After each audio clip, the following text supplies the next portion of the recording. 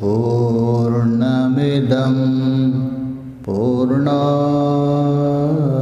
पूर्णमुदच्यते पूर्णस्य पूर्णमादाय पूर्णमेवावशिष्यते। ॐ शान्ति शान्ति शान्तिः। शङ्करं शङ्कराचार्यं केशवं बादरायणं सूत्रभाष्यकृतो वन्दे भगवन्तौ पुनः पुनः। ईश्वरो गुरुरात्मेति मूर्तिभेदविभागिने व्योमवद्व्याप्तदेहाय दक्षिणामूर्तये नमः। ॐ शान्ति शान्ति शान्तिः।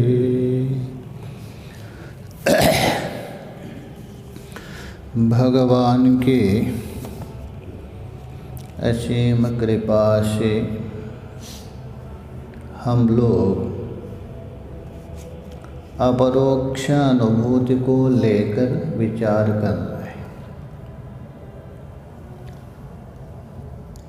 तो पहले साधन चतुष्टय की प्राप्ति का कारण बता दिया। स्ववर्णाश्रम का आचरण करना तप है और भगवान को प्रसन्न करने से। उसके बाद जो साधन चतुष्टय है उसमें भी सबसे पहले जो वैराग्य को बता दिया। वैराग्य को इसलिए निरूपण किया, वो असाधारण कारण है। तो वैराग्य का स्वरूप निरूपण किया। ब्रह्मलोक के जो भी भोग है वहाँ से लेकर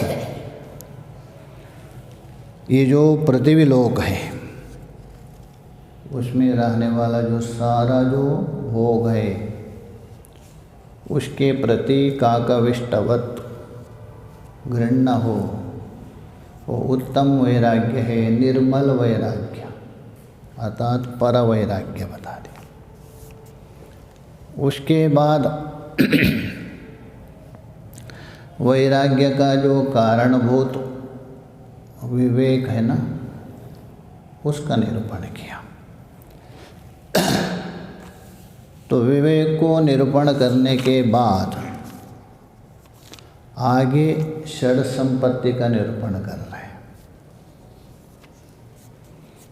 षट संपत्ति संपत्ति भी दो प्रकार की है ना, मानुष वित्त, दैवी वित्त। ये जो संपत्ति है ना दैवी वित्त है, मानुष वित्त नहीं। अभी 6 ही क्यों माना यहाँ? षट संपत्ति मानते हैं ना, 7 भी होना चाहिए, 8 भी हो सकती। इसलिए विचारकों ने वहाँ विचार किया है, भगवान शिव जी का परिवार को देख लीजिए। सबसे पहले गणेश जी है, वो विवेक का प्रतीक है। हाथी बहुत बुद्धिमान होता है। हाथी है ना, उसको देखिए किसी बांध के ऊपर आप ले जाइए, वो देखेगा पहले ये बांध सहन करेगा अथवा नहीं, तभी चलेगा, नहीं तो नहीं चलेगा। तो गणेश हो गए विवेक का प्रतीक है। नंदीश्वर भगवान है, वो वैराग्य माना जाता है। उसके बाद षण्मुख कार्तिक भगवान के कितने 6 मुख मानते हैं ना, ये षड संपत्ति है। तीसरा कौन है? विवेक वैराग्य षड संपत्ति के बाद ये है गिरिजा पार्वती, ब्रह्म विद्या माना जाता। तभी जाके आप शिव को प्राप्त कर सकते हैं। शिव का जो वास्तव स्वरूप है ना, अपवर्ग कहा दिया था, उसको प्राप्त कर सकते हैं। तो इसीलिए ये जो षड संपत्ति का मतलब है कार्तिकेय का 6 रूप मानते। अथवा दो प्रकार के रिपु होते, बाह्य रिपु, आंतरिक रिपु। रिपु मतलब शत्रु। तो आंतरिक रिपु कितने? षट रिपु है ना, 6 रिपु माना जाता है। तो 6 शत्रुओं को नष्ट करने के लिए 6 संपत्ति, काम क्रोध आदि, इसलिए यहाँ षट संपत्ति का निरूपण कर रहे हैं। उसमें भी सबसे पहले शम दम का निरूपण कर रहे, देख लीजिए, थोड़ा सा भूमिका है। 6वें श्लोक की भूमिका देख। तदेवं वैराग्य कारणं विवेकं व्याख्याय। तदेवं, उस प्रकार पहले वैराग्य का निरूपण किया, उसके बाद वैराग्य का कारण कौन है? विवेक है। उस विवेकम व्याख्याया, उसकी व्याख्या करके, अर्थात उसका निरूपण करके। अभी जो वैराग्य का कार्य है, वैराग्य कार्य हो गया किसका? विवेक का। वो तो निरूपण हो गया 5वें श्लोक में। अभी जो निरूपण कर रहे, जो वैराग्य का कार्य, वैराग्य का जो कार्य है, समाधि षटकम। समाधि षटक बोल तो षट संपत्ति, कार्तिकेय भगवान को निरूपण कर रहा है। गणेश जी का होगा, सबसे पहले गणेश जी होना चाहिए ना, उसके बाद नंदी भगवान, वैराग्य। अभी षट संपत्ति में तो समाधि, शम है आदि में जिनका, षटकम 6, लक्षयति अर्थात लक्षणेन बोधयति का आचार्य। उसका जो लक्षण है, उस लक्षण के द्वारा बोध करवा रहे जिज्ञासु साधकों को। श्लोक देख लीजिए। सदैव वासना त्यागः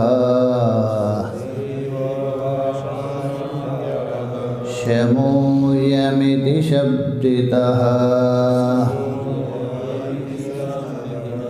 निग्रहो बाह्यवृत्तेना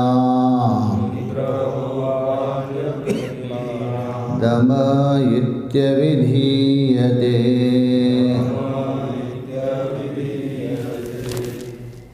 सदैव वासना त्यागा, विशेषण लगा दिया, केवल वासना त्याग नहीं, सदैव। और ये भी नहीं, और एक विशेषण, सदैव सर्व वासना त्यागा। क्योंकि अपेक्षाकृत वासना आप त्याग भी सकते हैं कभी, इसलिए सदैव और सभी वासना के त्याग। अच्छा, सभी वासना के त्याग का मतलब कौन सी वासना? सभी यदि त्याग किया आपने, जिज्ञासा कहाँ से करेंगे? ब्रह्म जिज्ञासा करना पड़ेगा ना, आपको आगे भी चलना है ना। अभी तो अता में हम रुके हैं, आगे ब्रह्म जिज्ञासा करना। इसलिए यहाँ वासना का भेद किया है शास्त्र में। दो प्रकार से मानी है वासना विचारकों ने, एक अनात्म वासना, एक आत्म वासना। अनात्म वासना को पुनः दो भाग में विभाग किया है। कौन सी? अनात्म वासना। एक अशुभ वासना, दूसरी शुभ वासना। एक किसका भेद है? अनात्म वासना। अभी यहाँ जो बता रहे सदैव वासना त्यागा, इसमें कौन सी वासना त्यागना है? अशुभ भी सब नहीं लेना। अनात्मा में अशुभ वासना, तो अशुभ वासना भी दो प्रकार के, देह वासना, लोक वासना। तो देह वासना और लोक वासना ये अशुभ वासना है। इन वासनाओं को त्याग करना। शुभ वासना चाहिए पहले। शुभ वासना हो गई शास्त्र वासना। शुभ वासना हो गई शास्त्र है, तो ये भी अनात्म वासना नहीं है। शास्त्र भी क्या है? अविद्या का ही कार्य है ना, नहीं? अविद्या का कार्य है। हाँ हाँ बोल रहे, इनसे बोल रहे अविद्या का कार्य है शास्त्र। क्यों संशय कर रहे हो? अभी निश्चय नहीं है ना? अच्छा, यदि अविद्या का कार्य हो तो अविद्या को नष्ट कैसे करेंगे? हाँ, अविद्या का ही माना जाता है, क्योंकि ब्रह्म में तो कुछ है ही नहीं। असंगोयम पुरुष है ना, सारा खेल उसी का है। हाँ भाई, इतना है अविद्या में अब तीन गुण माने हैं ना, तमो और रजोगुण, ये बंधन के कारण है। सत्वगुण है, बंधन का भी कारण है, ही नहीं लगेगा वहाँ, पहले भी बताया था, बंधन का भी कारण है। इसका मतलब बंधन निवृत्ति का भी कारण है। ये ब्रह्म विद्या क्या है? द्वे विद्ये वेदितव्ये बताया ना मुंडक में। दो विद्या है, किसका स्वरूप है वो? अविद्या का है। हाँ, ब्रह्म का। ब्रह्म का तो होगा ही नहीं, विद्या का है। हाँ, जो ज्ञान शक्ति है सत्वगुणों कर पराविद्या कहा दिया, और ये जो आवरण शक्ति और विक्षेप शक्ति है, ये बंधन का कारण है। आवरण शक्ति और विक्षेप शक्ति है, बंधन का कारण होता है। और वही अविद्या ही यदि सत्वगुण प्रदान होकर ज्ञान शक्ति में परिणत होगा, इसको नाश करता है। जैसा अभी बता दिया, अनात्म वासना दो है क्या नहीं? एक अशुभ और शुभ वासना। तो अशुभ वासना हो गई देह वासना और लोक वासना, और शुभ वासना हो गई शास्त्र वासना। है दोनों अनात्मा, दोनों अविद्या। तो शुभ वासना के द्वारा पहले अशुभ वासना को समाप्त कर दीजिए। शुभ वासना मतलब शास्त्र वासना, उसके द्वारा क्या है, ये दोनों वासना समाप्त। वैसे ही वहाँ शुभ वासना हो गई ब्रह्म विद्या थी,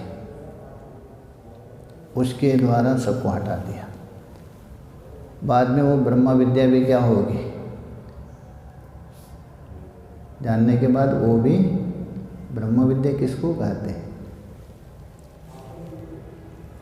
वृत्ति ही है, अखंडाकार वृत्ति, उसी को ज्ञान कहते हैं। वही वो भी समाप्त हो जाता है बाद में। बस उसका काम कितना है, केवल वो जो आवरण कर रहे हैं ना अविद्या, उसको नष्ट करना।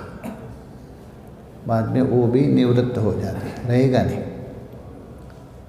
तो इसलिए पहले शुभ वासना है, उसके द्वारा हटाना। इसलिए यहाँ जो वासना त्याग बोल रहे हैं ना, ये अशुभ वासना लेना, क्योंकि यहाँ तो अतः शब्द का निरूपण चल रहा है ना, साधक अवस्था का निरूपण चल रहा है। साध्य अवस्था है तभी दोनों को त्यागना पड़ेगा आपको। कौन सी, शुभ और अशुभ, तभी केवल आत्माकार वासना रहेगी, दोनों ही रहेगी। अब ये साधना अवस्था है, इसलिए यहाँ शुभ वासना त्याग नहीं सकते आप। यदि पहले ही त्याग दिया, जो अशुभ वासना आपके पीछे पड़ेंगे और डुबा ही देंगे, इसलिए पहले नहीं त्यागना। इसलिए हम बता रहे सदैव, सभी समय में ये जो अशुभ वासना है अथवा इस लोक अथवा परलोक भोग की वासना लीजिए। इस लोक की और परलोक है ना, ये भोग की इच्छा वासना, उसको क्या करना चाहिए, त्याग करना चाहिए। शमो अयम इति शब्दितः, अयम शम इति शब्दितः, इसी को क्या कह दिया, शम कह दिया। तो अर्थ हो गया सभी काल में जो वासना है, अशुभ वासना कहिए अथवा इस लोक अथवा परलोक का भोग की वासना, वो सभी काल में और सदा जो त्याग किया जाता है, तभी उसको शम कहा दिया। इसी का तात्पर्य शम। अन्यत्र क्या ना, अंतर इंद्रिय निग्रह, एक है ना। सामान्यतः क्या लक्षण है, अंतर इंद्रिय निग्रह शम, बाह्य इंद्रिय निग्रह दम। यहाँ अर्थ कर रहे क्या भगवान भाष्यकार, जो सभी काल में वासना का जो त्याग। अच्छा, ये वासना किस में रहती, किसका धर्म, अंतःकरण, वही अर्थ हो गया। मन की वृत्ति है ना, वासना मन में रहेगी। नैयायिक नहीं है, नैयायिक की सब किस में रहते, आत्मा में रहते। 9 विशेष गुण रहते हैं ना, सुख दुख इच्छा द्वेष आदि, ये 9 विशेष गुण आत्मा के मानते हो लोग। सुख है, दुख है, द्वेष, राग, संस्कार आदि। अनुभव भी वही आ रहा है ना, मैं सुखी हूँ, मैं सुखी हो रहा है ना, उस अनुभव के बल से जाते। किंतु आपका अनुभव धोखा देने वाला है। श्रुति बता रहे रिधि भी सर्व मनसा एव, बृहदारण्यक ग्रंथ। गीता में देखिए, प्रजहाति यदा कामान सर्वान पार्थान मनोगतान, आत्मागतान नहीं बोल रहे, भगवान भी बोल रहे, ये सभी कामना किसमें, मनोगता। भगवान भी ऐसे नहीं बोल रहे, बृहदारण्यक में आया सर्व मनसा एव, ये सब किसकी है, मन में ही है। तो इसलिए हम बता रहे दम अर्थ किया, शम अर्थ किया, और अन्यत्र किया है अन्य कुछ विचारकों ने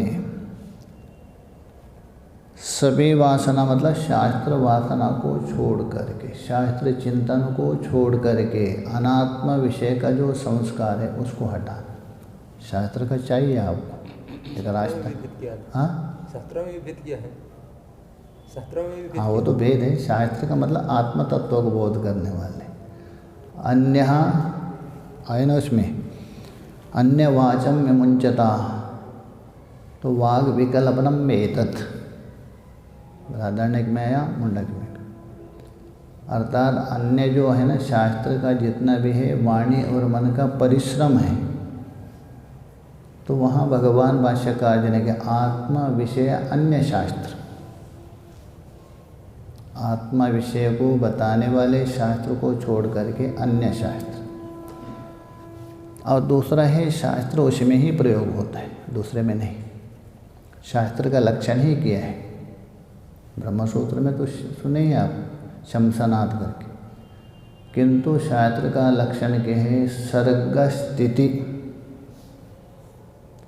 सर्ग स्थिति लय ईश्वर तज्ज्ञान भेद प्रतिपादकत्वम शास्त्रत्व। सृष्टि है, स्थिति है, लय है, ईश्वर आदि जो ज्ञान को प्रतिपादन करता है, यही शास्त्र है, उसी को मुख्य माना जाता है। अन्य में जो शास्त्रत्व प्रयोग होता है ना, वो गौण है, वास्तव तत्व को बोध करता है ना, वही माना जाता है। इसलिए हाँ, आत्मा विषयक शास्त्र। और भगवान भाष्यकार जी ने ही अन्यत्र भी किया है, सार संग्रह नाम का ग्रंथ में शम का लक्षण। एक वृत्तेव मनसा स्वलक्ष्ये स्थितस्थिति शम इत्युच्यते सद्भिः शमलक्षण वेदिभिः। ये भी लक्षण किया। एक वृत्तेव, एक ही वृत्ति से मन को स्वलक्ष्य, जो लक्ष्य है, लक्ष्य मतलब गोल, लक्ष्य मतलब यथार्थ लक्ष्य होना चाहिए। अयथार्थ लक्ष्य नहीं बोलते, मेरा ये लक्ष्य है बोलते ना, मुझे आचार्य करना है ये लक्ष्य है, मुझे महंत बनना है ये लक्ष्य है, वो लक्ष्य नहीं है। यहाँ लक्ष्य का मतलब वास्तव में, बाकी तो अलक्ष्य को हम लक्ष्य मान लिया।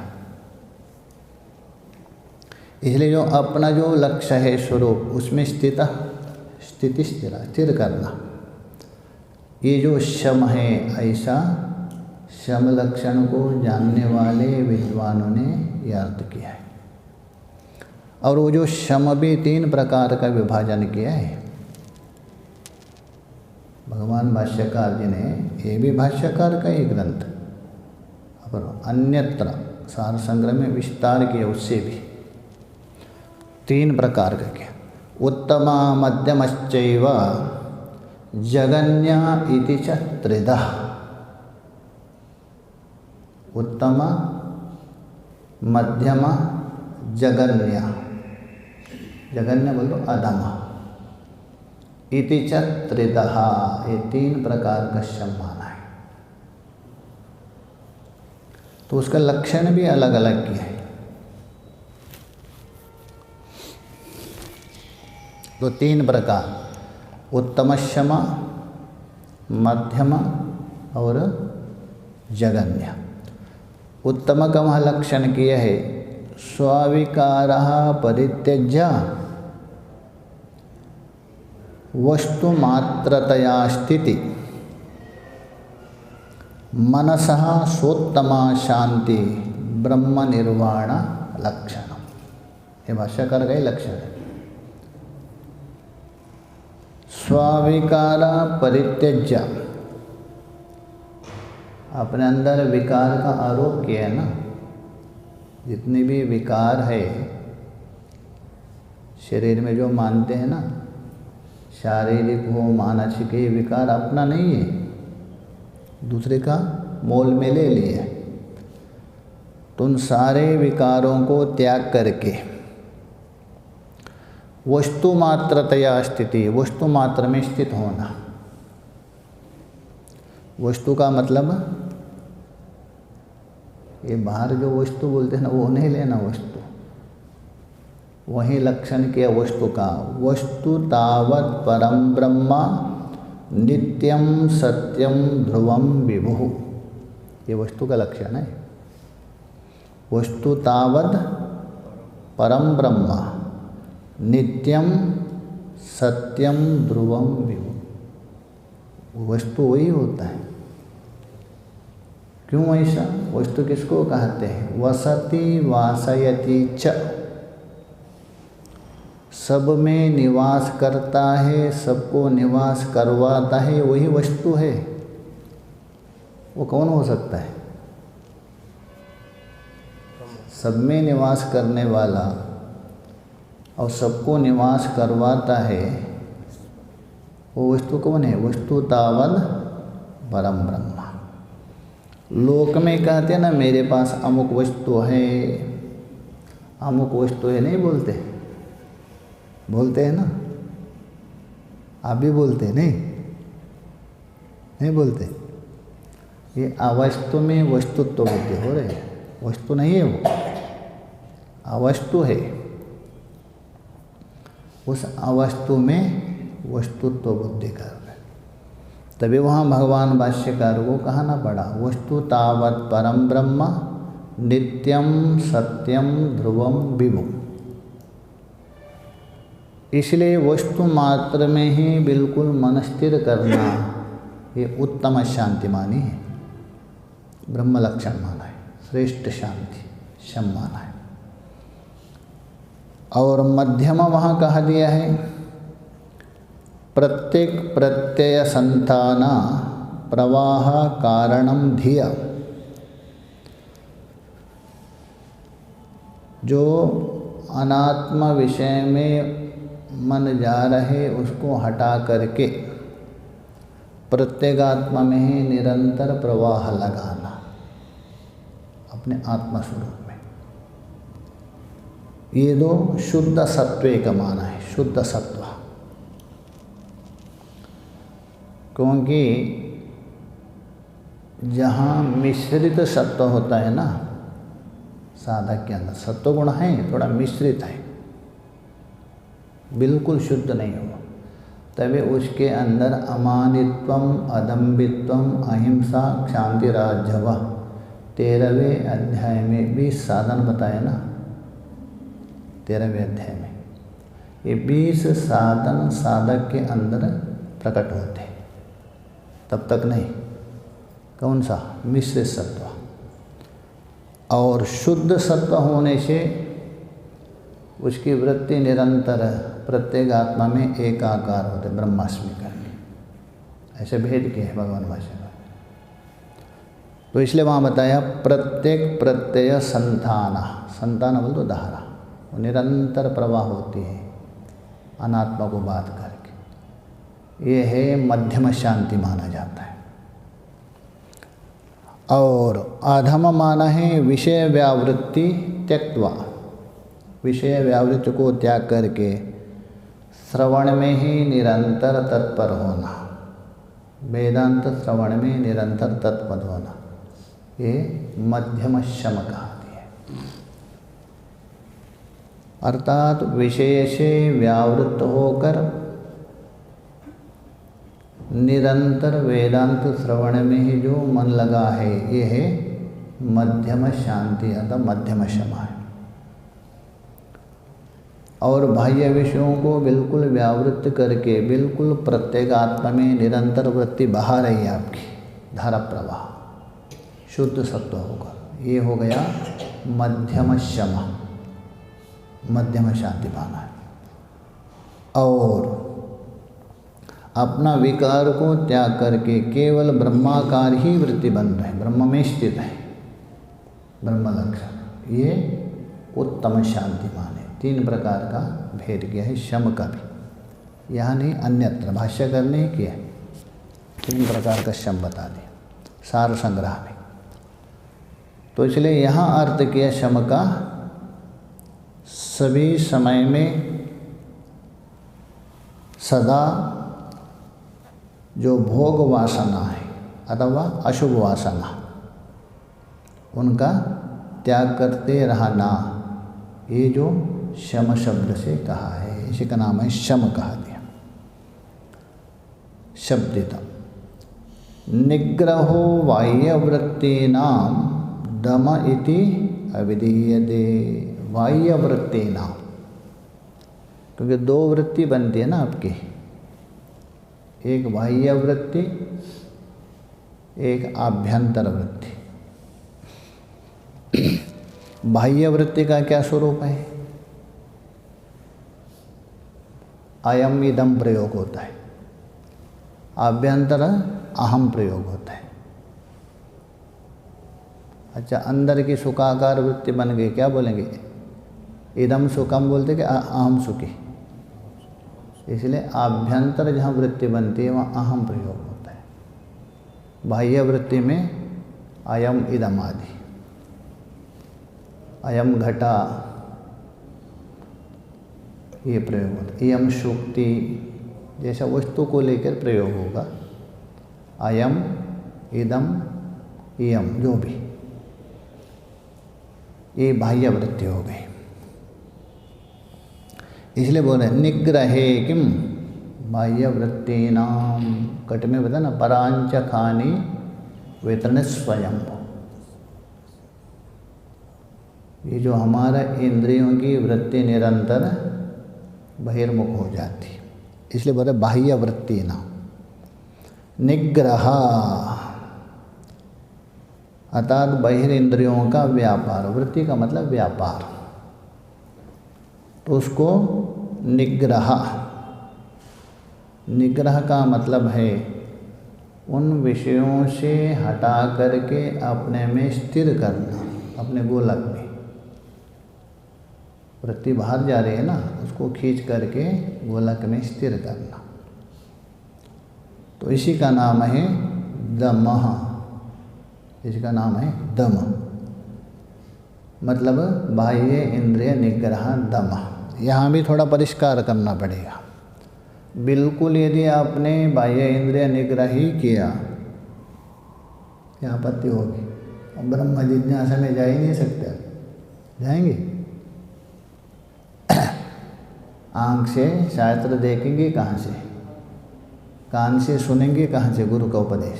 सारा निग्रह किया ना आपने, इसलिए वहाँ परिष्कार करना पड़ेगा। ब्रह्म तत्व को प्राप्त करने के लिए जितने आवश्यकता है उससे अतिरिक्त विषयों में निग्रह करना।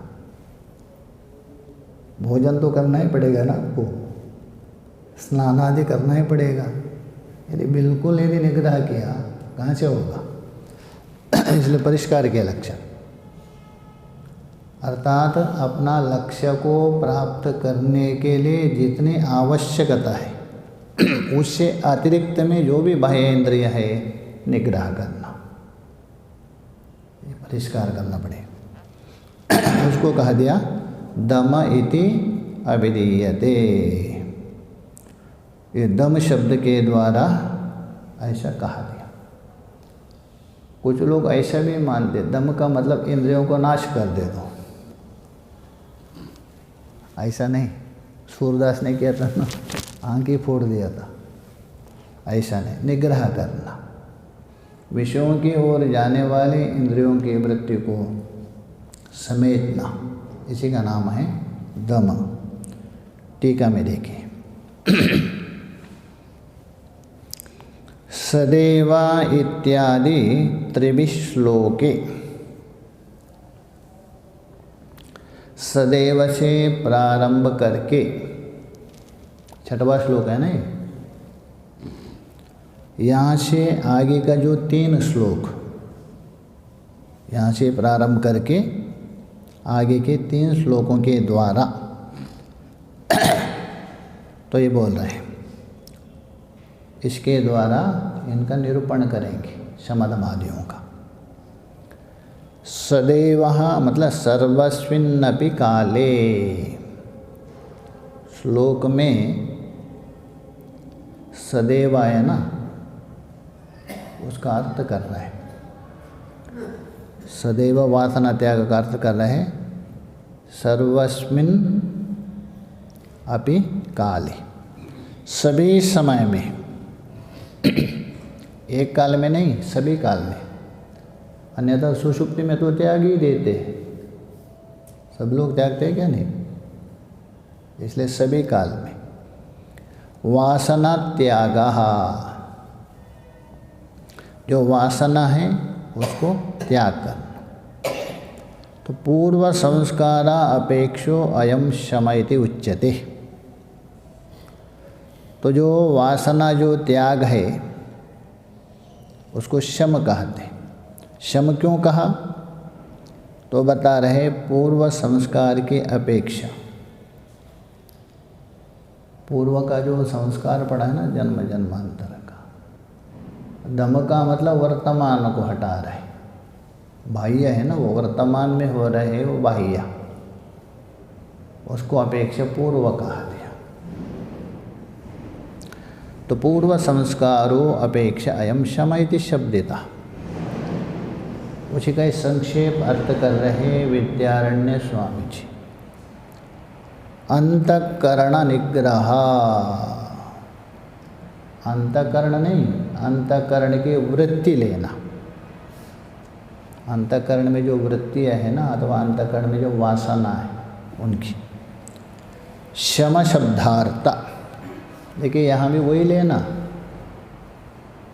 पूर्ण रूपेण मन के निग्रह आप नहीं कर सकते, क्योंकि वेदांत का श्रवण मनन निधिध्यासन करना ही है, उसमें तो वृत्ति बनेगी ही ना।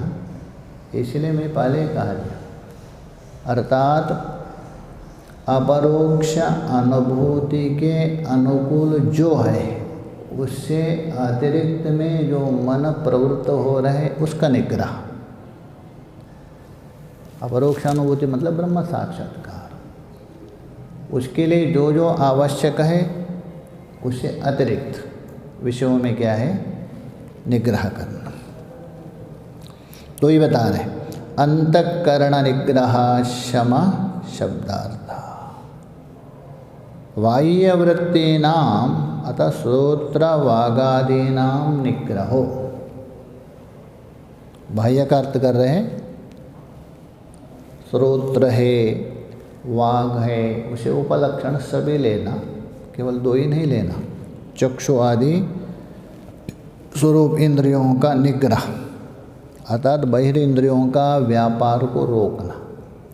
इंद्रियों को निग्रह का मतलब क्या है? इंद्रियों का जो व्यापार है, चक्षु का व्यापार क्या है? रूप को देखना। कान का व्यापार क्या है? शब्द को सुनना। तो उन्हीं जो व्यापार है उसको रोकना। देखिए व्यापार भी सभी व्यापार नहीं, बार बार बता रहा हूँ। श्रवण इंद्रिय के द्वारा शब्द व्यापार आप रुकवा दिया, शास्त्र कैसे सुनेंगे? इसलिए उसको छोड़ करके, और चक्षु इंद्रिय के द्वारा आप देख रहे पुस्तक, उसको यदि रोक दिया, पुस्तक कैसे देखेंगे? वो नहीं। और त्वग इंद्रिय के द्वारा हाथ से पुस्तक उठा रहे, ये व्यापार नहीं, अन्य साधना का प्रतिबंधक है उन व्यापारों को, वही बता रहे। बाह्य इंद्रियों का जो व्यापार है उसको रोकना, बोल दो निषिद्ध। विषय में होने वाली जो स्वाभाविक प्रवृत्ति है उसका तिरस्कार। स्वभावता विषयों की ओर जा रही है ना इंद्रियां, परांच खाने, उसको रुकावट करना, इसी का नाम है दम इति अभिधीयते। दम इस शब्द से, इस नाम से कहा है, किसने? विचारकों ने, विद्वानों ने कहा दिया है। तो शम और दम को बता दिया, उसके बाद उपरति और तितिक्ष को बता रहे। देखिए उपरति और तितिक्ष का स्वरूप बता रहे। श्लोक देखिए, इसमें कोई भूमिका है नहीं। विषयेभ्यः परावृत्ते परमोपरतिर्हि सा सहनं सर्वदुःखानां तितिक्षा स शुभा मता।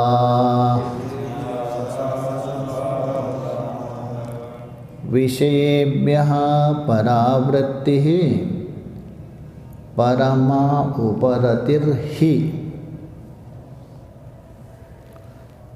ही विषयेभ्य, ही को विषयेभ्य के साथ अन्वय कर दीजिए।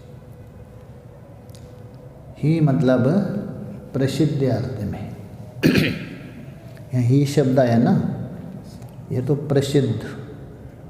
प्रसिद्ध शब्द का द्योतक है। अर्थात जो प्रसिद्ध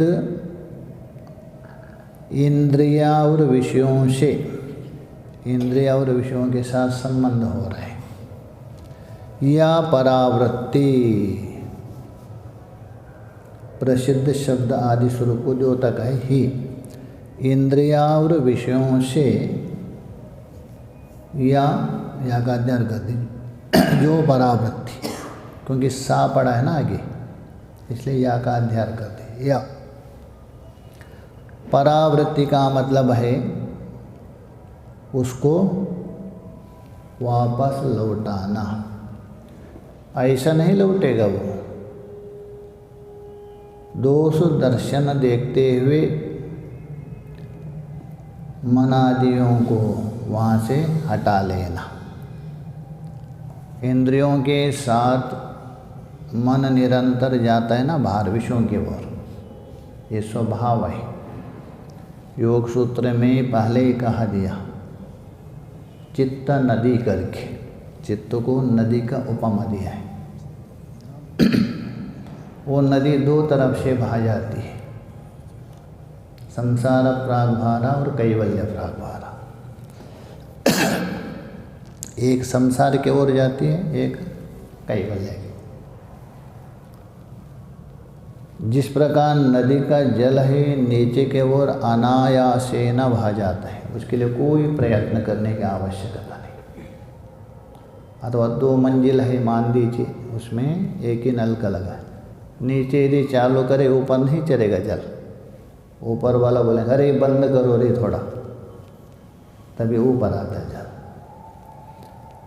वैसे ही जो चित्तरूप नदी है संसार में अनायास न जाता है। जैसे जल को नीचे जाने के लिए वो अपना रास्ता ढूंढेगा, वैसे ही अनायास न बाहर जाता है।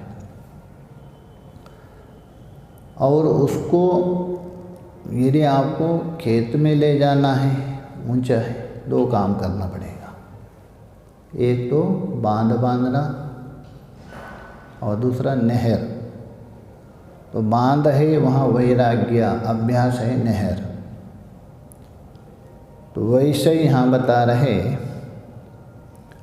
दोष दर्शन के द्वारा। देखिए वैराग्य भी व्यक्ति के अंदर तभी आता है।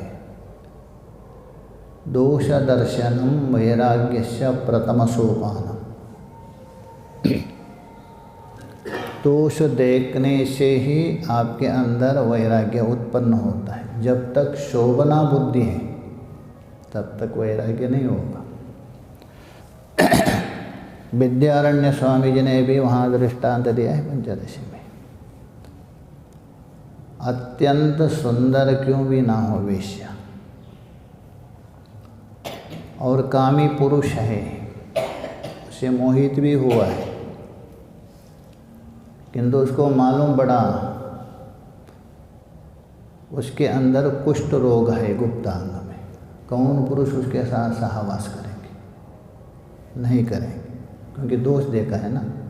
एक दृष्टांत दिया। दूसरा एक दृष्टांत दिया, अत्यंत बुभुक्षु है, इतना भूख लगी है 2-3 दिन से खाया नहीं। किसी ने मृष्टान्न ला के रख दिया, पूड़ी खीर हलवा सब, और सामने किसी ने 1-2 बूंद विष डाल दिया, खाएंगे? नहीं खाएंगे, क्योंकि दोष देखा। भूख लगी है, तड़प रहे तो भी नहीं। वैसे ही विषयों में यदि दोष देखने पर उस विषय से मुंह मोड़ता है। इसलिए विषयों में दोष देखना, इसलिए हम बता रहे हैं विषयों दोष दर्शन के द्वारा उस मन को हटाना, इसका नाम है परावृत्ति। परावृत्ति, परावृत्ति बोल दो, विषयों की ओर जाने वाला जो मन है उसको मोड़ करके वापस लाना। ऐसा नहीं मुड़ेगा वो दोष देखकर। स परम उपरति, उसी को कहते हैं परम उपरति। परम क्यों है एक कार बताएंगे। परम तो परमात्मा है, परमात्मा बोल तो अनवच्छिन्न। तो अनवच्छिन्न अपरिच्छिन्न परमात्मा के प्राप्ति के ये साधन होने से वो परम उपरति कहा दिया, उसको कहा दिया परम उपरति कहा दिया। जैसे वेद को भी ब्रह्म कहा दिया, वेद को भी ब्रह्म कहा दिया, क्योंकि ब्रह्म को प्रतिपादन कर रहे वेद, इसलिए वेद को भी क्या कहा? ब्रह्म कहा। तो इसलिए परम उपरति सा, अथवा अन्यत्र अर्थ क्या है? उपरमयति कर्मणि इति उपरति, भगवान भाष्यकार ने किया। सारे कर्मों से उपरत हो जाते हैं, ये उपरति अर्थात संन्यास परक लिया। उपरति का अर्थ एक संन्यास भी होता है।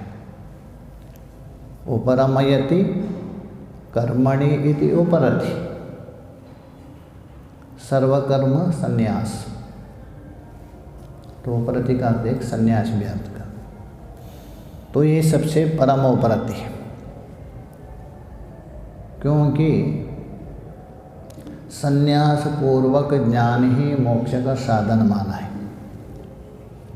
संन्यास पूर्वक ज्ञान, इसलिए देखिए अन्य में नहीं लगाया, हम परम विशेषण लगा दिया, तो इसलिए परम उपरति। ये हो गया आपका उपरति का हो गया।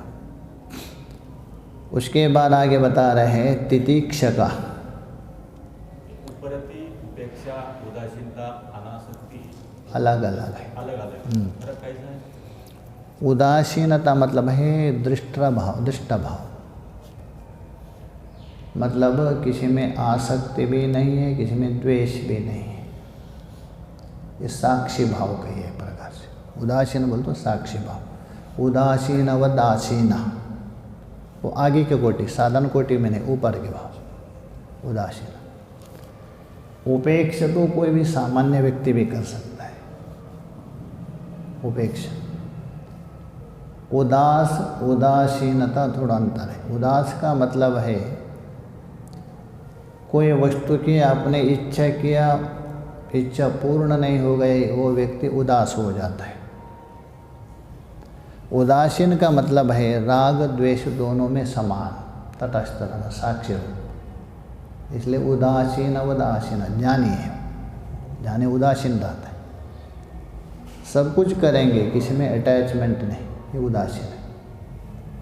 इसलिए साधन कोटि में ना उपरति, थोड़ा अंतर, संन्यास हो गया। वो तो ज्ञानी के बाद उदासीन, ये साधन में आ गए। तितिक्षा बता रहे हैं सहनम सर्वदुक्खानां तितिक्षा सा शुभा मता। सर्वदुक्खानां एक नहीं,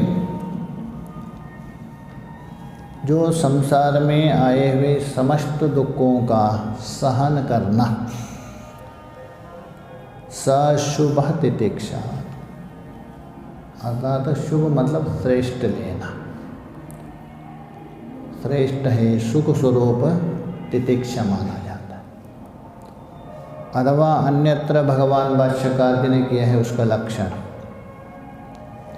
आध्यात्मिक आदि यद दुखे प्राप्तम प्रारब्ध वेगतः अचिंतयः तत्सहनम तितिक्षा इति निगद्यते। आध्यात्मिकादि यद दुखम, 3 प्रकार के दुख है ना, आध्यात्मिक, अधिदैविक, अधिभौतिक, उसको ही बता रहे, यहाँ नहीं, अन्यत्र अर्थ क्या भगवान भाष्यकार। आध्यात्मिकादि यद दुखम प्राप्तम प्रारब्ध वेगता, प्रारब्ध के अनुसार ही प्राप्त हो जाते हैं, अवश्य है। ऐसे समस्त दुखों को अचिंतया, उसके प्रति चिंतन ना करना, अरे ये दुख कहाँ से आ गए, बेचारे परेशान कर रहे हैं, इस प्रकार बिना चिंतन से, अचिंतया तत्सहनम, इन दुखों का सहन करना, तितिक्षा इति निगद्यते, ये तितिक्षा बता दे, यहाँ केवल संकेत कर रहे हैं, वहाँ स्पष्ट किया है।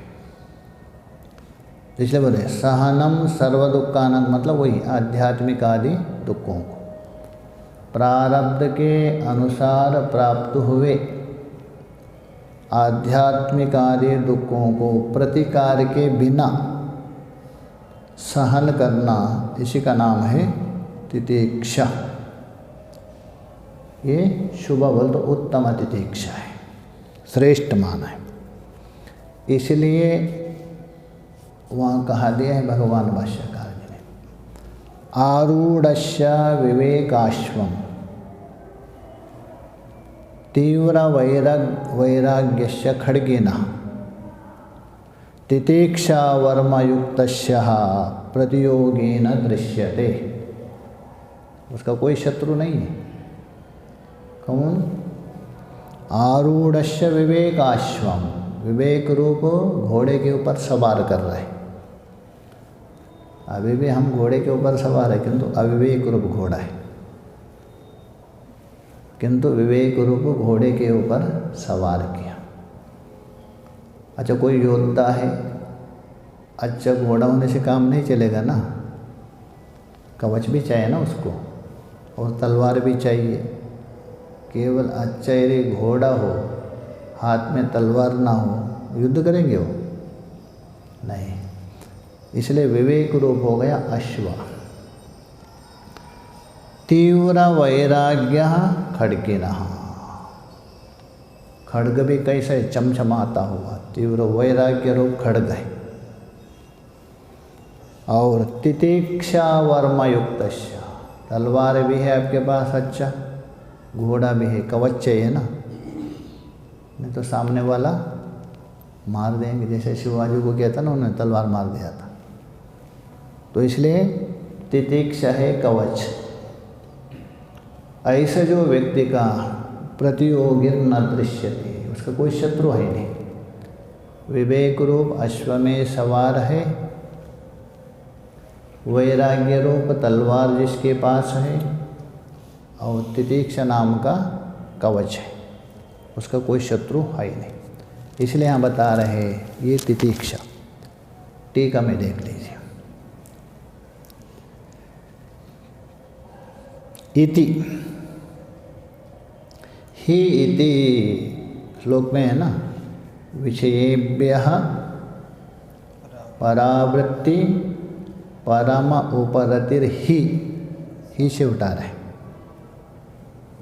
ही इति प्रसिद्धेभ्यः बंधकेभ्यः शब्दादिभ्यो या, ही शब्द है प्रसिद्ध, द्योतक है, ही यहाँ प्रसिद्ध अर्थ में। और ही विषयेभ्य,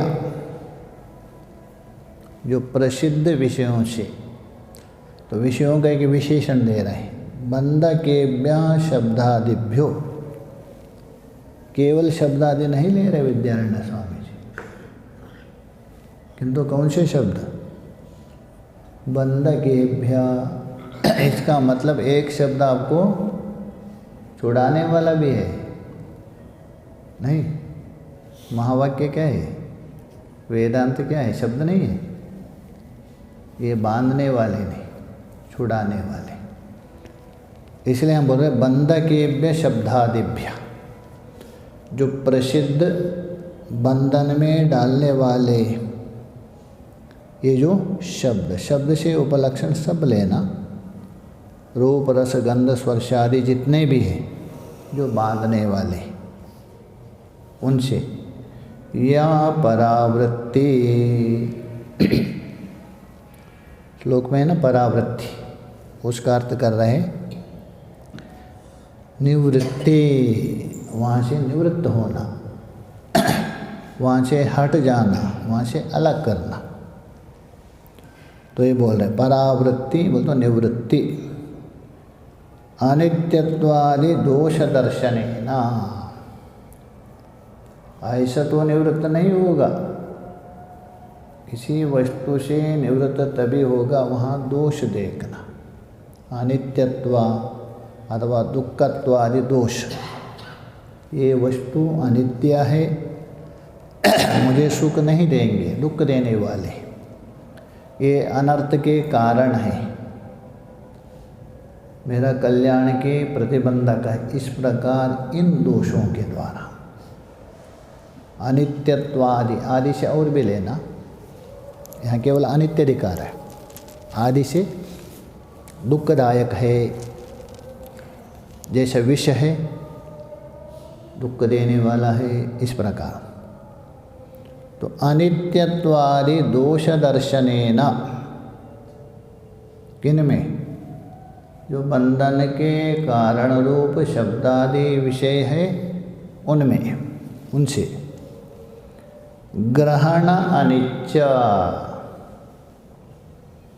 उनको प्राप्त करने की इच्छा ना होना, इसी का नाम क्या है, उपरति। स उपरतिर उच्यते, तो निचोड़ के अर्थ हो गया जो प्रसिद्ध बंधन का कारण रूप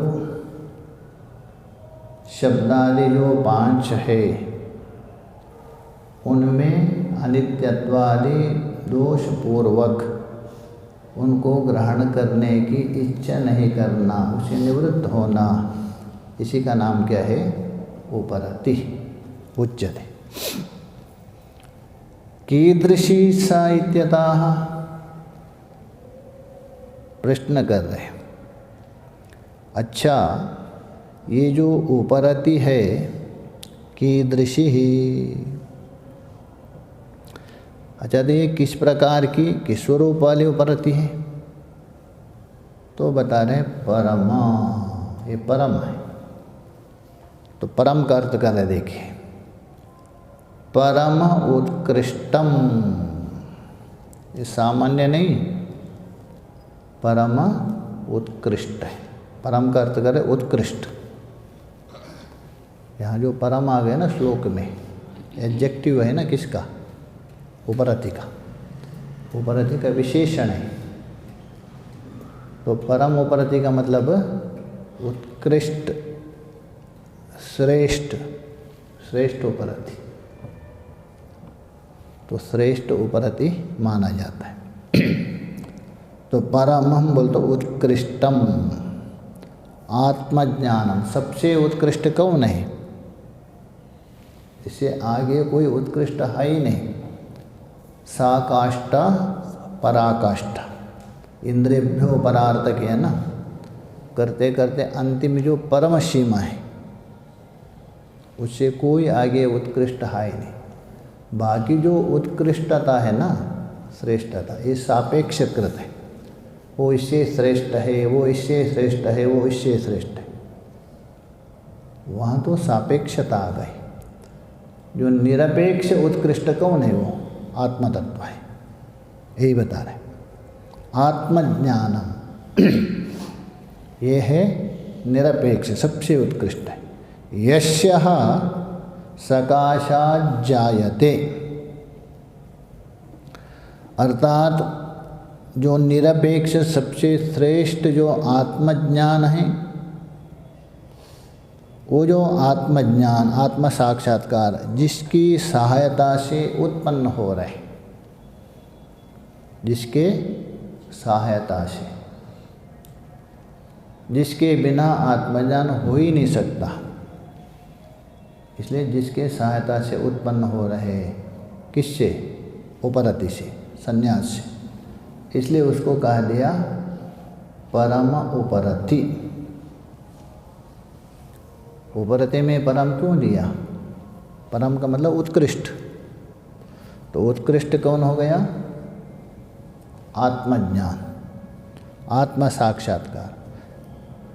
जो आत्म साक्षात्कार जिसके सहायता से उत्पन्न होता है, जिसके बिना आत्मज्ञान नहीं हो सकता है, और जिसके सहायता से आत्मज्ञान होता है, ऐसा उत्कृष्ट आत्मज्ञान के उत्पत्ति के सहायक होने से उपरति भी क्या हो गए?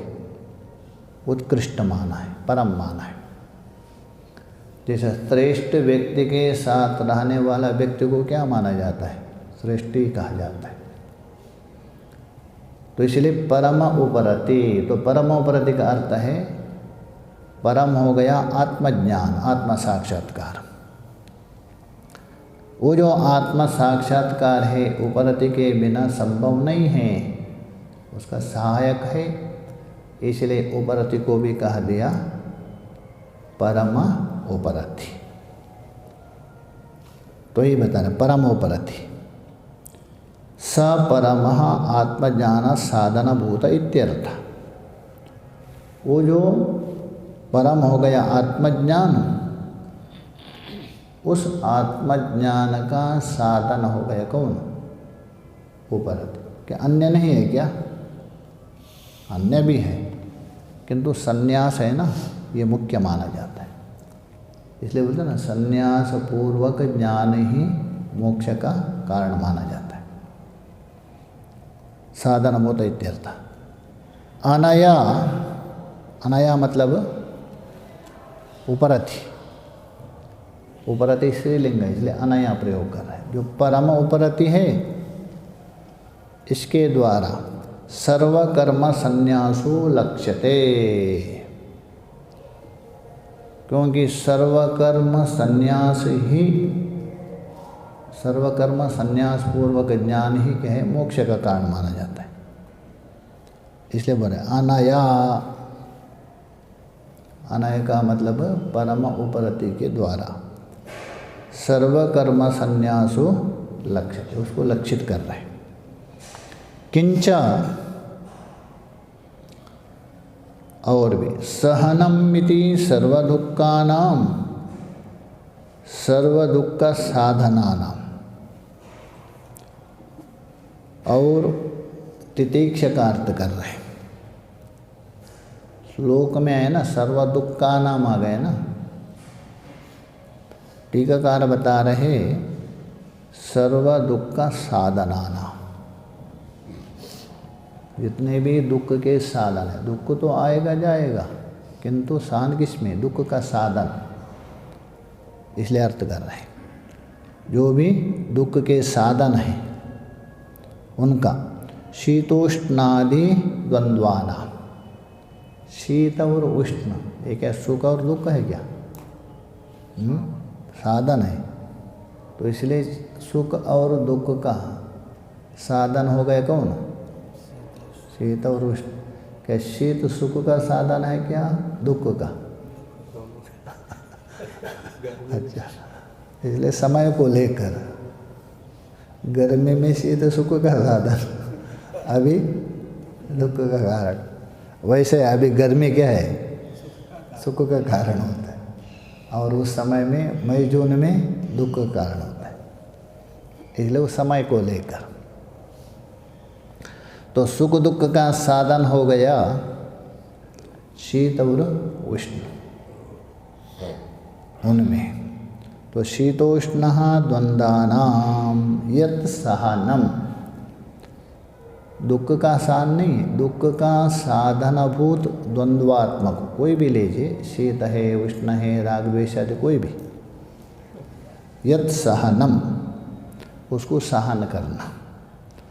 अरे सहन तो दो प्रकार से होता है।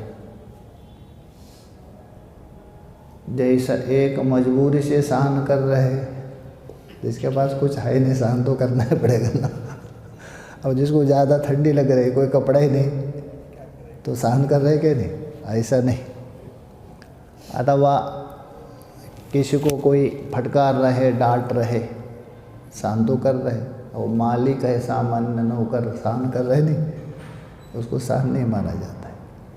इसलिए हम बता रहे प्रतिकारः अनिच्छा, आप उसका प्रतिकार कर सकते हैं।